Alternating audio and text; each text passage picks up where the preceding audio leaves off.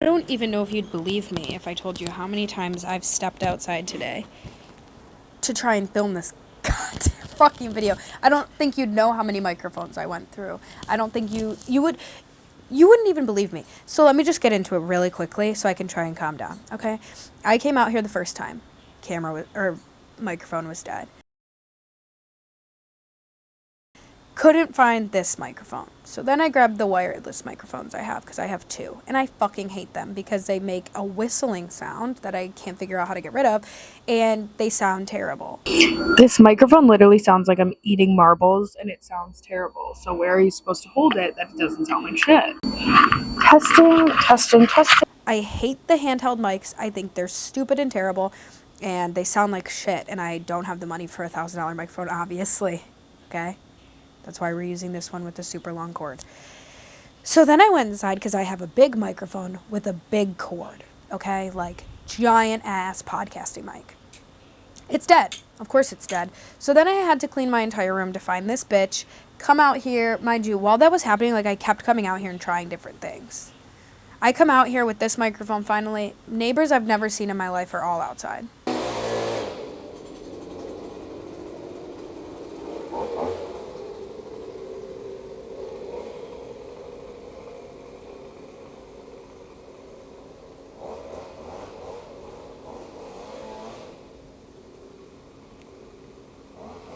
He's not even fucking doing anything with that leaf blower. He's just making noise. I could sit out here for 6 hours and I would only see the landscapers. They're both out on taking a phone call, actually.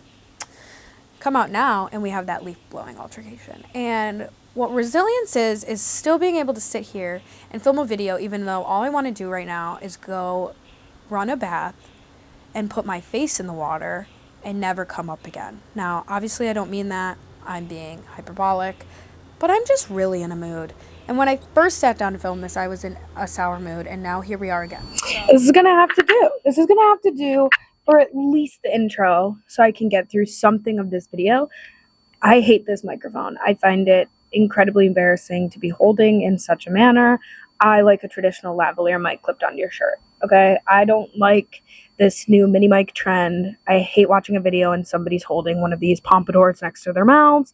And I hate even more when people do interviews with the tiny little microphone and they're like, here you go, celebrity, hold this tiny little mic. No, I like invisible microphones. I like microphones to do their job.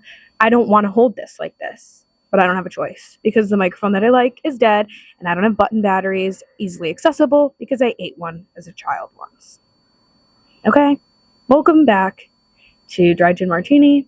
I'm Paige Bolera. We're going to be talking about movies today. And if I seem a little aggressive and irritated, it's because I am. And I wanted to talk about movies as a way to kind of calm the fuck down before I have to go into work. Okay, because this attitude can't follow me. So the only way to desensory overload myself is going to be talking about the movies that I watched recently with you because I watched a lot over some time. And I'd like to just dive into that. I want to talk about with you. So I'm going to just kind of get into that. You know, I watched several movies on the plane to and fro Europe. I watched several movies just like in bed rotting, trying to find the meaning of life at 24, because what the fuck could it possibly be? And, you know, I tried to watch a movie this morning, but then I got an irritating text and I instantly turned it off and was like, you know what? Let's just deal with this. So I have my tried and true yellow notebook. We're outside on my patio. If I get a little skittish, if I get a little jumpy, it's because there is a family of birds that lives in the vents and they can get very territorial. And they're very loud. They got some pipes. There's also birds that live in my doorway that nearly attacked me yesterday. So I'm essentially like not even welcome in my own home because the birds have taken over. I wish it was a Hitchcock movie, but it's not. It's life. So today we have my movie review. We have all the movies I've watched lately that I haven't talked to you about. And I like to kind of find a through line between the films because I find it quite serendipitous how you'll go and watch a movie and then you'll watch another one. And it's like, I'm so glad I waited to watch this because it just kind of fits perfectly. Whatever the theme is, whatever the messaging is, it always by happenstance is just holds a little bit deeper meaning. I don't know if that's something for me, but the movies that I watched recently, just to give you a look at the agenda today. We have How to Make a Killing and Running Man, both starring Glenn Powell. I watched Aaron Brockovich, On Swift Horses, Lurker, Backrooms, and The Bride. Okay? Vastly different films. They're all over the place in terms of theme, but yet we can find commonalities between all of them, which is my favorite thing about movies. Okay, so let's just get into it. I'm going to take a pause and check the audio. So the next clip will give you some insight into whether or not I'm pleased with that audio. Okay? I'm already displeased just looking at myself holding this fucking mic. Should I put it on something? Like, you know how people clip them on this? Like, I'll clip it onto my lighter or like a used joint and hold that the whole time. So, all that to say, we're going to try again because I have approximately 40 minutes before I have to leave for work. And the thought of going to work is making me extremely angry. So, let's just try and do a movie review and calm down. Okay? I've watched a lot of movies lately. Sporadically. Oops, sorry for my foot. That was disgusting. Okay. I've watched a lot of movies lately. If I had it my way, I would be able to watch a movie every single day. That hasn't been the case for a while now, and I couldn't be more sad about it. So when I do have the time to watch a movie, I want to talk about it, and I want to talk about it with you guys. Last movie we talked about was Obsession. Part of me did cry when I did see 1,000 people saw that video, because that was another video that had a lot of trials and tribulations. I wasn't actually ever going to upload it because I had to reshoot the ending, and it made me so frustrated. But I'm glad I did it, and thank you to the people that saw that and subscribed. Welcome to the family. I'm usually not this moody, but it's been a week, okay?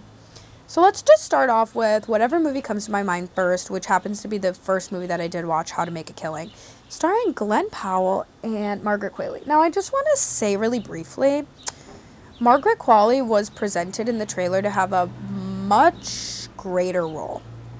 Okay, I thought she was going to be there the whole time, and she wasn't. She was more of like a looming threat in the background of this film, and we'll get into that more so her character and the plot of it all, but let's just briefly talk about where I watched this movie, which second to a movie theater is probably my favorite place to watch a movie, which is an airplane. I was flying from JFK to Paris, and if I could go back in time, I would tell that version of myself to never come home because it'll only get worse. But on that flight, I saw How to Make a Killing, and I really wanted to see this movie in theaters, but I wasn't able to because it wasn't showing near me.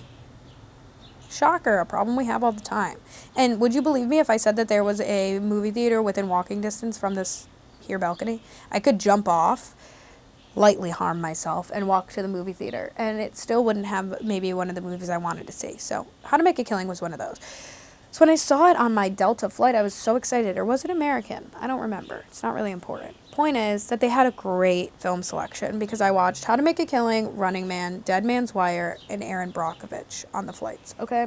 Dead Man's Wire I did not get to finish, so we'll lightly touch on that today, but I want to watch the ending and then come back to you with a full fleshed out review. So, How to Make a Killing, starring Glenn Powell. Let's just get right into it. I want to start off by saying I really liked the movie. I thought it was an incredibly interesting concept. I thought the pacing was brilliant. I thought the first 20 minutes, holy fucking shit, this could have been like an entire season of television. This is so good. So let's read the description and we'll get right into it, because now that it's in front of me, I'm getting really excited thinking about it again because it was such a good movie, genuinely. Directed by John Patton Ford. Disowned at birth by his obscenely wealthy family, blue-collar Beckett Redfellow will stop at nothing to reclaim his inheritance, no matter how many relatives stand in his way. So we follow Glenn Powell as Beckett as he kind of avenges what happened to his mother in her teenage years to try and take back what he feels he so rightfully deserves, which is his family's inheritance. When his mother was a teenager, she met this man who happened to be a peasant, we'll basically call it, a regular man who wasn't super wealthy, and she got pregnant with his baby. So she goes up to Big Daddy Warbucks, her father, played by Ed Harris, who's in the movie for 10 minutes, and in those 10 minutes, he steals the show.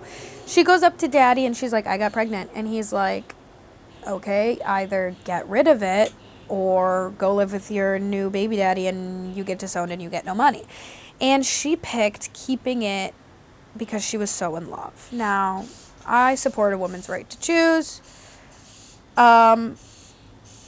She goes and has the baby with this guy, and he dies instantly after the fact. He dies right after. So then she's forced to raise Beckett by herself.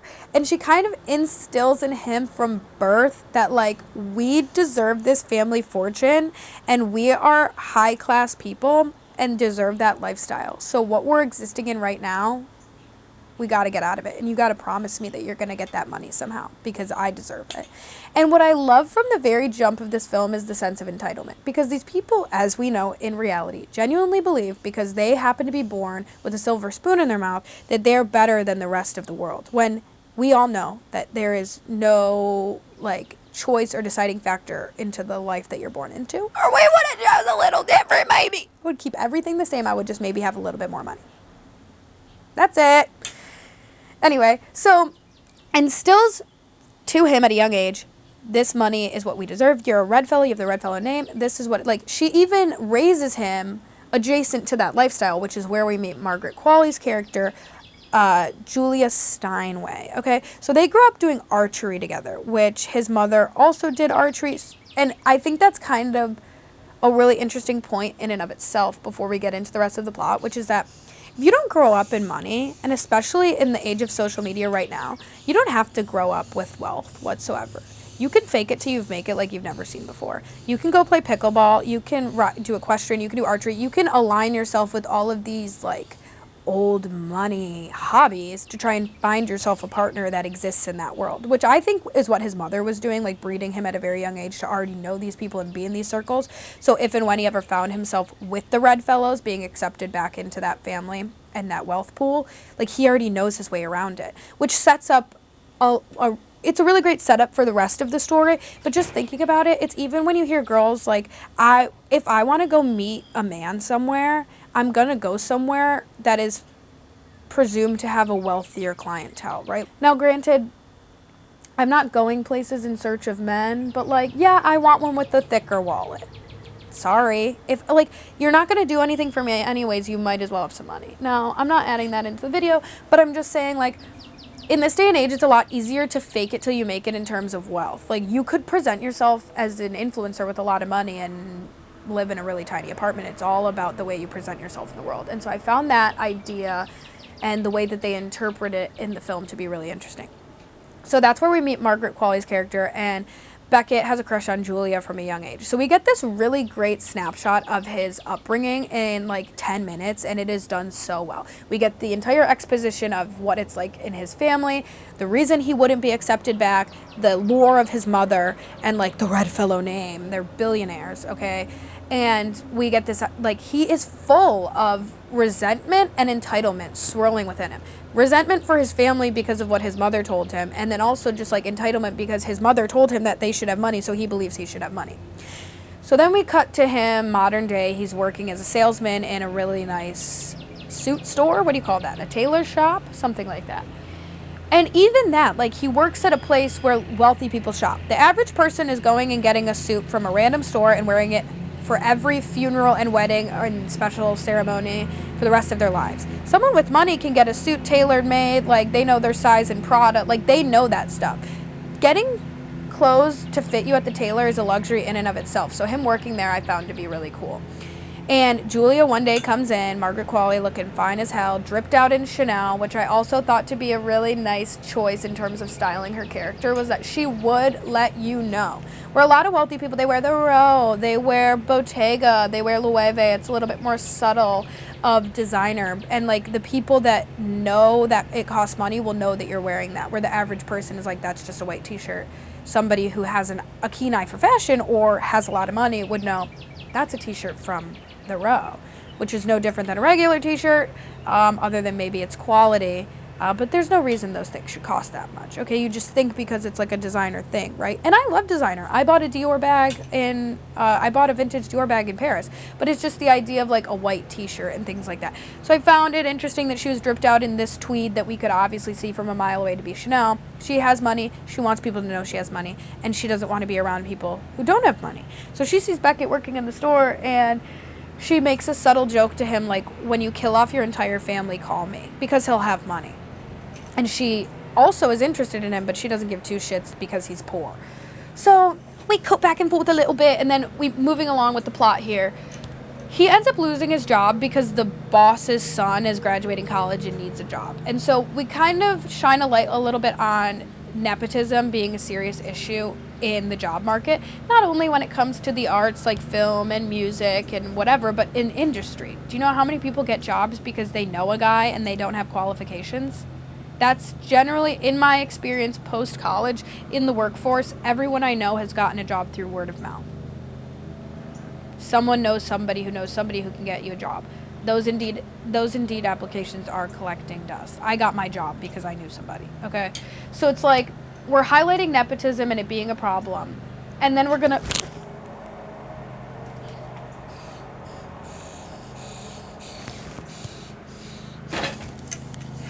Oh my God. Please, God, away from me, please.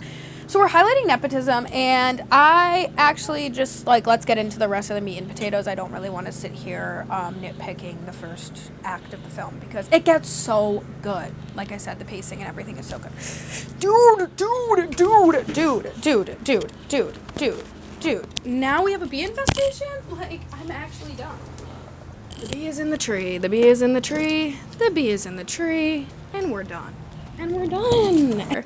And the reason, like, you're probably like, it's just a bee. Nope, these bees are actually violent because they were trying to build a home in my outlet, and I covered the outlet, and they've had anger towards me ever since. And I'm so sorry to rehome you, but you're a threat to my safety, okay? Bee stings are no joke, and I don't want to be stung by a fucking bee. I'm so sorry. Maybe we can do, like, a little... Okay, we will continue as I make this coffee that I tried to make earlier, and then the Nespresso freaked out on me because, you know, there was a meeting this morning with all of the inanimate objects in my house. How angry can we make Paige? And really angry was the answer. They're doing a great job. So Beckett gets a taste of nepotism, okay? His boss is like, my son's graduating school, and to be honest with you, you're fired. Like, we really don't give two shits about you. So this is where he kind of gets the idea, like, oh, I will kill my entire family for that fortune. And we just kind of get right into it. Like, he starts explaining the family tree, and he has all these cousins, and he goes through them one by one, killing each and every one of them until he is the heir to the throne, I guess you would call it. He's the last cousin standing. And at first you're watching the movie and you're like, this is so incredibly unbelievable that he would kill one person, two person, three person. Nobody would say anything about it. He'd be at the funeral, even though he's never been around this family before, and nobody's asking these kinds of questions, especially they're this super wealthy family. Like, if somebody from any of these, like, empires in the world went missing, we would all know about it. So to have three of these people go missing, nobody's raising an eyebrow. And I found that inside the family to be really interesting because it just goes to show that these people, like, yeah, we're family, but we don't care about each other. Like, they don't know anything about each other to the point that they don't even know Beckett exists. When he introduces himself to everybody, which I also thought was brilliant. And I'm skimming. Go watch the movie. I'm skimming. I can't do everything. I'm skimming the plot here now because otherwise we'll never get done. Glenn Powell goes around and starts killing his cousins off one by one. And you're like, nobody's asking questions. Nobody cares that much. Like, they all are jumping for joy that they met this new cousin and they can talk shit about the rest of their family. Like, the first cousin that he kills off, I believe it's a little bit easier because he does it on a boat. He shows up at this party and it's like the youngest cousin. And he's just this big party guy, finance guy.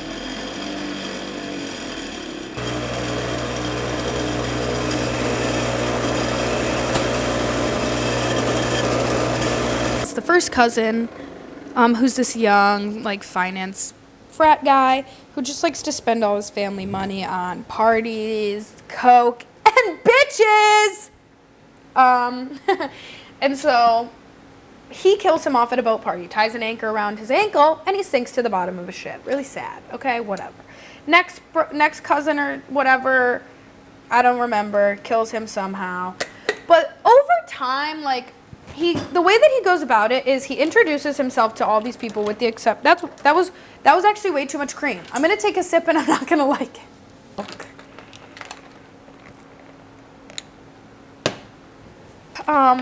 whatever. I don't even know what I'm talking about here. I just want to say that the writing was really done and the setup was brilliant because I thought the film was wonderfully executed. I was engaged the entire time. There wasn't a moment that I took my headphones out to like do anything else other than eat when they said beef or chicken, and I got neither. I got the vegetarian option. I'm not vegetarian. This was on the flight to Paris because we're going back in time to the happier times of my life, which was a month ago. The movie was incredible. Oh, and I'm not in frame. The movie was incredibly well done. I loved it. I thought it was great. Glenn Powell was really exciting for me in this movie, which is why when we move on to talk about Running Man, I'm going to have a few issues, even though I like that movie a lot as well. I thought everything was well done. The characters incredibly specific, and while they have arcs of their own, they don't change that much throughout the story. And I find that to be great, specifically for this film, because the people that we are depicting in this film, the ultra wealthy, like, they're not going to change overnight. Redfellow runs through Beckett's blood. Since the time he was born, he was promised this money. Similar to all of his cousins. It was just not, like, he didn't have it at his fingertips the way that his cousins did, okay? So he was raised like a Redfellow. He has that fire in his blood of like, I deserve this, I'm entitled to this, I don't have to work hard. He doesn't even work that hard at killing his family members. He just kind of walks in the room and is like, hey, I'm your cousin. And he's able to succeed. Even when killing your family members to get the family fortune, you're not really having that much of a hard time because you're one of them. So as we're going out through the story, he's killing all these people. The FBI finally shows up asking questions because I was like, where the fuck is the FBI in all of this shit? Granted, I didn't know which federal organization it would be, if I'm honest. So I was glad that they addressed themselves to the audience and we knew that they were the FBI. But I was wondering where they were, okay? Glenn Powell is great in this movie. He does get overshined by Ed Harris in the third act of the film because after he kills all of them, Ed Harris's character, Grandpa Redfellow, invites him to the estate to meet finally because he wants absolutely nothing to do with him. I believe, like, he shows up at one point and they give him there's a card that they give him and it's like, we're busy at this time. It was right after his mother died and he was a child. So they didn't even accept him in childhood. So he shows up at the house and I think what he believes in his mind is one of two things.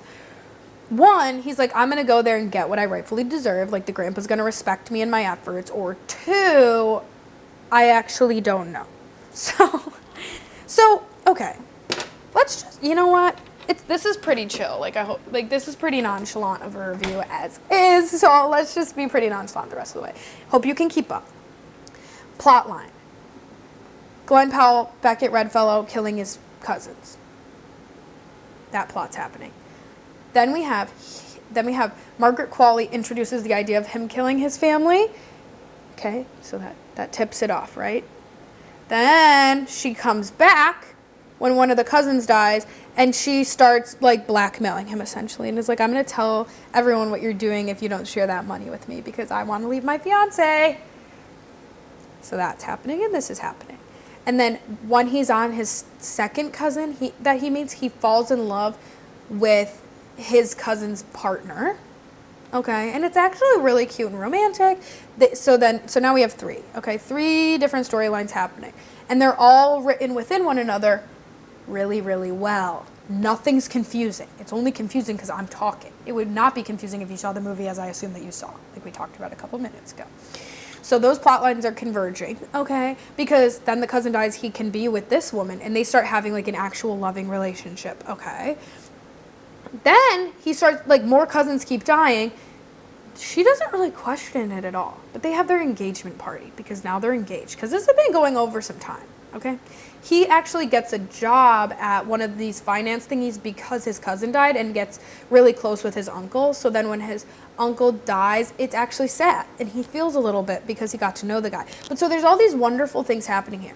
Engagement party, he ditches because he needs to go meet Grandpa Redfellow. And his fiance's like, if you fucking ditch me to meet your grandpa, I'm going to be pissed. He does it anyway. There's a shootout. There's, like, a really crazy action-packed scene. It's awesome. That's where Ed Harris steals the show from Glenn Powell a little bit. Ed Harris ends up dying, and it was actually self-defense. It was the first murder that was self-defense. At this moment in time, you realize he's getting that inheritance, and there's nothing the FBI can do about it because they've been on his tail this whole time. But now we have this self-defense thing, whatever, it kind of fizzles it all out. He comes home after that, and it's one of those situations in a rom-com where it's like, no, I wanted to be there for you, but this crazy thing came up. You weren't even supposed to go there in the first fucking place. You weren't even supposed to be there. So, unlike in a Hallmark rom-com where something ridiculous would be like, you're literally on your way to the event and then a car crash happens and you're just such a good person that you have to take the person to the hospital, and it turns out to be like your ex-boyfriend's cousin, and like you rekindle that flame and then you show up with the guy to try and be like, listen, like this is what happened, and it just makes it look worse. It's one of those situations, especially because you weren't even supposed to go there in the first place. Hello? So then he gets the money. While this is happening, right, Margaret Qualley stages a scene, which this is a spoiler, but the only way I can actually explain it is if I spoil it. So later in the film, after all of that, there is a scene where Glenn Powell angrily runs into a office, and this is the point in the movie where it's like, I've lost everything, like I'm gonna fucking lose my shit. He made some deal with Margaret Qualley, and it appears that the deal was broken. So he runs to her husband's office and threatens him and then leaves. And then they release these tapes because the guy ends up dying. So they release the tapes of Glenn Powell in the office, and it looks like Glenn Powell obviously killed the guy and then left. So he's on trial. The beginning of the film starts off with him explaining this entire story to a priest. And it's like, oh, okay, right before he's put on death row, we're going to get the entire story. So that's where we get that incredible exposition, all right? So we kind of come back to this moment in jail where he's about to find out whether or not he's going to be murdered, essentially, because he got put on death row for the charge of killing this guy. Come to find out, the guy that died killed himself because he was unhappy in his marriage. And the tapes and the timing just aligned perfectly. They just needed the suicide note to prove that he had killed himself, and Glenn Powell didn't do it. So Glenn Powell is buying all this time telling the priest a story. Visually, we think we're getting the story all out of blah, blah, blah, blah. He's actually telling it to the priest before he goes to die. And as the movie shows, everything just works out for this guy. So of course the timing lines up. He gets proven innocent, and him and Margaret Qualley go driving off to the estate, which they rightfully believe in their hearts of hearts they deserve. And by the end of the film, you've kind of convinced yourself in a way, even after killing all those people, he deserves it. Because the exposition in the beginning is so good. Did that make sense? Yes or no? Comment right now in live time. Did that make sense? Yes or no? And if you said no, what the There's something about watching a movie on a plane that is just so relaxing. It makes the time go by. You get to enjoy yourself. Similar to this YouTube video, you can't hear the audio fully because something's wrong. I don't know what's wrong here, but oh, there's my sister. It's just like I can't even live in peace.